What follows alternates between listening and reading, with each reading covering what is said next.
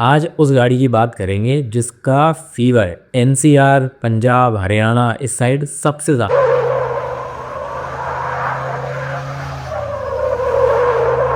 भाई थार फीवर के बारे में मैं आपको बताऊंगा, पर पहले थार के प्राइस रेंज के बारे में डिस्कस कर लेते हैं जो अभी एनसीआर में चल रही है प्राइस, क्योंकि अभी 3 डोर नए वेरिएंट में लॉन्च हुई है।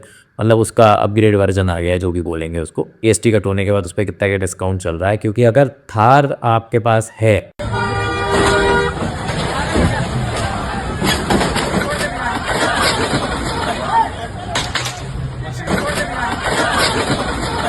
2 मॉडल्स में आती है, एक 4x4 एक रियर व्हील ड्राइव।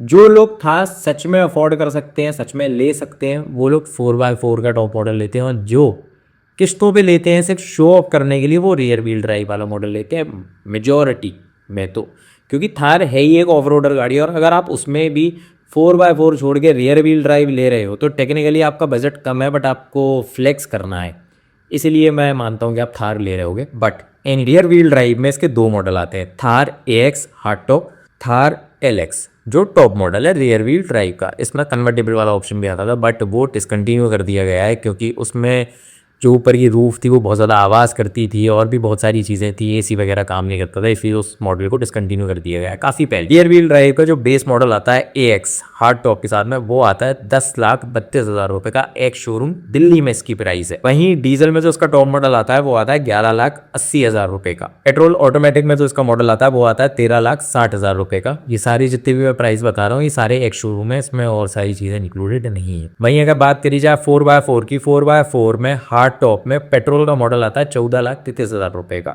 दूसरा मॉडल आता है LX डीजल 4x4 15,20,000 रुपये का। और तीसरा मॉडल आता है LX डीजल ऑटो 2,70,000 रुपये की इसकी प्राइस है।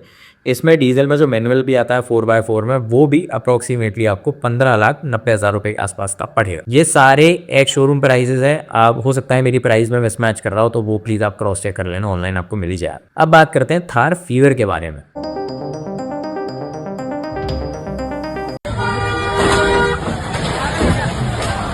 गुरुग्राम में द्वारका एक्सप्रेसवे पर कुछ युवक थार और कार से स्टंट करते हुए नजर आए। इसके बाद बैकग्राउंड में पंजाबी एक्टर दीप सिंह। भाई सीन ये है कि थार एक बहुत अच्छी गाड़ी हो सकती है, एक बहुत अच्छी ऑफ रोडर हो सकती है। आप अगर मॉडिफिकेशन कराना चाहो तो वो एक बहुत अच्छी चॉइस हो सकती है। वो आपकी फर्स्ट कार कभी नहीं हो सकती, पर वो एक बहुत अच्छी गाड़ी हो सकती है अगर आप सेकेंडरी बेस पे रखना चाहो। अरे जिन भी लोगों ने थार इंडिया में खरीदी है, इंडिया में नहीं बट बेसिकली जिनने एनसीआर में, हरियाणा, पंजाब इस साइड खरीदी है, उन्होंने इस गाड़ी को खरीदा हुआ है सिर्फ हवाबाजी करने के लिए, ताकि कुछ शो ऑफ कर सके। खास बात तेरे आराम है, तू खुद सहजन के दम पे कन रील में गुंडे देखे से मखरील में गुंडे हमसे मेरी टांकी देगा तोड़ महकमा लाठी रुक। नॉर्मली अगर एक फैमिली वाला आदमी होगा वो गाड़ी लेने जाएगा, अगर वो 12-15 लाख का बजट उसका होगा या 20 लाख तक का उसका बजट होगा, तो वो सोचता है कि यार अगर एक फैमिली के लिए गाड़ी लेनी है तो क्रेटा जैसी गाड़ी ले लेते हैं, किया की जैसी कोई गाड़ी ले लेते हैं, या फिर थोड़ा बजट हाई करेगा वो तो वो सोचेगा स्कॉर्पियो एन ले लेते हैं, XUV ले लेते हैं। वो थार पे कभी नहीं जाएगा। थार पे सिर्फ वो लोग जाते हैं जिनने हवाबाजी करनी है, जिन्हें शो ऑफ करना है पूरी ताकत से। गाड़ी को कहीं भी चला देंगे, कहीं भी कुदा देंगे, शो ऑफ करेंगे, ड्रिफ्टें मारेंगे, टोल तोड़ेंगे। मेरे ये समझ में नहीं आता, जो आज से 15 लाख की गाड़ी ले रहा है और अगर उसने 150 रुपए का टोल तोड़ दिया, तो इसमें शो ऑफ किस बात का है? मतलब इसमें आप कैसे ताकतवर हुए कि आपने यार 150 रुपए का टोल तोड़ दिया 15 लाख रुपए की गाड़ी पे? टेक्निकली आप मतलब वो गाड़ी अफोर्ड नहीं कर सकते, इसलिए आपको छोटे मोटे टोल तोड़ के अपनी हवाबाजी दिखानी पड़ रही है। मैंने एक चीज और नोटिस करी है कि भाई जितने भी थार के ड्राइवर्स हैं ये बहुत अच्छे फाइटर हैं। इंडिया में कोई आदमी कुछ काम अच्छा करता हो ना करता हो, बट ये जो हवाबाज लोग हैं ये लड़ाई बहुत अच्छी करते। अपने इंडिया से एक भी MMA फाइटर नहीं निकला, बट स्ट्रीट फाइटर सारे हैं। थार लेके 10-12 लड़के आएंगे, लड़ाई करने वो सबसे टॉप होंगे, और वहीं स्ट्रीट पे वो निपटा देंगे लड़ाई को। इसीलिए ये गाड़ी इतनी ज्यादा बदनाम होती चली जा रही है। मेरी बात कुछ थार के ओनर्स से हुई थी, इवन मैं भी थार लेने जा रहा था, मेरा मन था थार खरीदने का, तो वो लोग ये बोल रहे थे कि NCR में किसी गाड़ी की चेकिंग हो ना हो, रैंडमली चेकिंग होती है ना, तो उसमें थार की चेकिंग जरूर होती है। अगर आप थार ओन करते हो ब्लैक कलर की तो आपकी चेकिंग जरूर होगी, आपको जरूर रोका जाएगा, भले अगर आप फैमिली के साथ में हो या आप कुछ भी नहीं कर रहे हो